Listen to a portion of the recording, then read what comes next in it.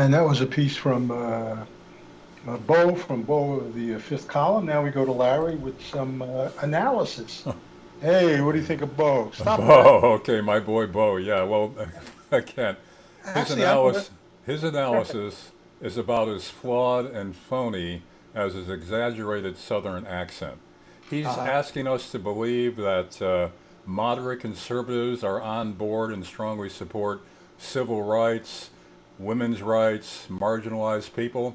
Actually, actually, I think they're his liberal progressive friends, which he is in disguise, who are maybe upset about the gun ban because they recognize with all the violence, with the civil unrest and all that, that they may need a gun. But I mean, his whole proposal that it's moderate conservatives are ready to cross over except for the gun ban, it doesn't make any sense at all. It's laughable. well, I mean, plus I don't think Biden could do it. I mean, and survive the backlash from Democrats. I mean, that's the other thing. I think. One good point he makes is he addresses the misgivings about the assault ban bill Well, yeah. that a lot of conservatives have because he's saying I don't know if this is what it would amount to, but he's saying that it would really ban all kinds of weapons for the last 100 years, meaning any kind of semi-automatic. A semi-automatic is you pull the trigger each time, as opposed to an automatic where it's da da da da da da da. Semi-automatics, every gun now is a semi-automatic. So is this a way of banning guns entirely? I think that's what he's getting at, and that's what a lot of conservatives are worried about.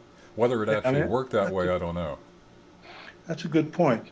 So, what do you think of your friend Donald last night? For stagecraft, you got to give him an A plus, Kent.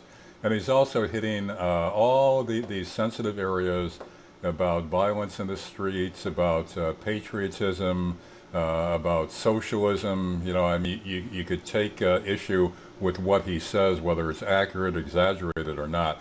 But he's hitting all the hot button issues, and I think it was very effective.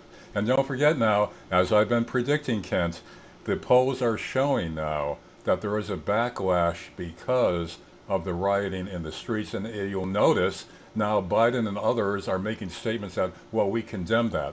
Where were they before for the last 3 months when this was going on? Now suddenly they're speaking up because they're worried that their internal polling is showing that there is a backlash to the riots. Yeah, but still, I mean, Trump is saying, we're going to make America safe again, Yeah, dot, dot, dot, again. I mean, yeah. this is essentially what he said, 4 years ago. I mean, what I felt last night is that you didn't get a sense that he realized that, hey, I've been the president for these last 4 years, not just an outsider or bystander. Yeah. Well, but again, the deterioration has occurred under these democratically controlled cities, which they're harping on, fairly or unfairly. But I mean, it's true. The violence has gone up because when the riots started, they ordered the police to stand down. So that's not his fault, and people don't see it that way as his fault. Well, I still think COVID is going to do him in. I think it's the COVID thing. He hasn't figured that out yet. Yeah, that's another. Yeah, you may be right about that, but again, Ken, I'm not convinced that most people really blame Trump for the spread of COVID because again, he's harping again on the China virus and how China was too secretive about it and how he was shut down flights from China right away when Biden was calling him xenophobic. So, he's highlighting that response, which may work. So I'm not.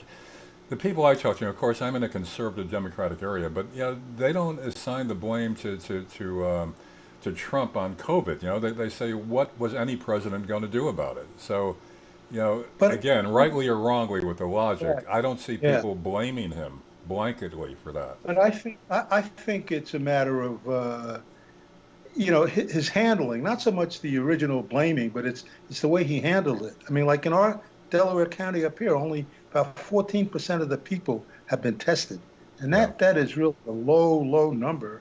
And I think it's how we handle the testing is going to do him in. Well, again, What do you think? I'm not that conversant with the mechanisms of the testing. Now, he's saying that the testing is increasing.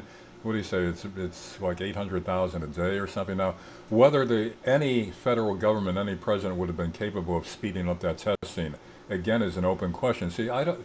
I think people are giving him some leeway on this because they're saying that it was such a massive assault, and no president could have done any better, which is the reading I'm getting from people around here. And I think somewhat nationwide, that's what's going on. They're not slamming him that he's the one who caused the spread of it.